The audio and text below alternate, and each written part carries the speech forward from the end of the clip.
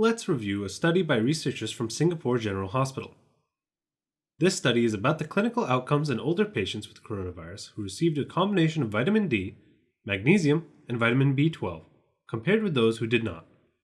By the way, we will refer to vitamin D, magnesium, and vitamin B12 as D and B throughout this video. The researchers hypothesized that fewer patients administered this combination would require oxygen therapy, intensive care support, or a combination of both compared to those who did not. Let's talk about the method they used. It's worth noting that this was a retrospective cohort observational study of 43 consecutive patients hospitalized in Singapore General Hospital whose age was 50 years or more, and they were with COVID-19 in a tertiary academic hospital. Before April 6, 2020, no patients received the DMB combination. After this date, patients were administered 1,000 international units daily oral vitamin D3, 150 mg daily oral magnesium, and 500 microgram daily oral vitamin B12 upon admission if they did not require oxygen therapy. Primary outcome was deterioration leading to any form of oxygen therapy, intensive care support, or both.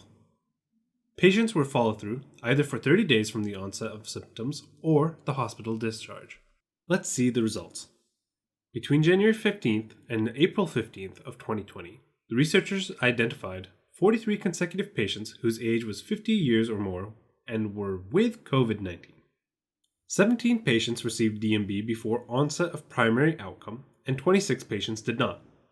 DMB could continue for 14 days unless the patient recovered or became deteriorated to require oxygen, intensive care support, or both.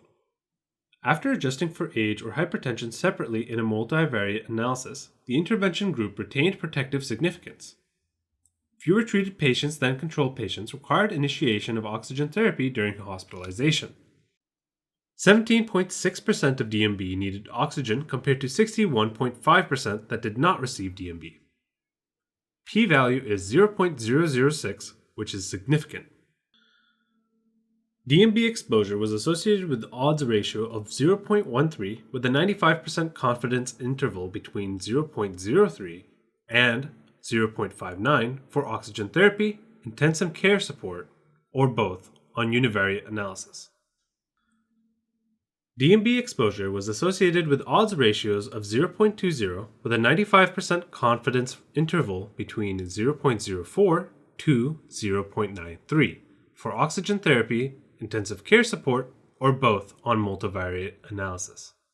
Researchers suggest that their study supports further larger randomized controlled trials to ascertain the full benefit of this combination in ameliorating the severity of COVID-19. We recommend that you read the whole paper for an in-depth understanding of the results and limitations.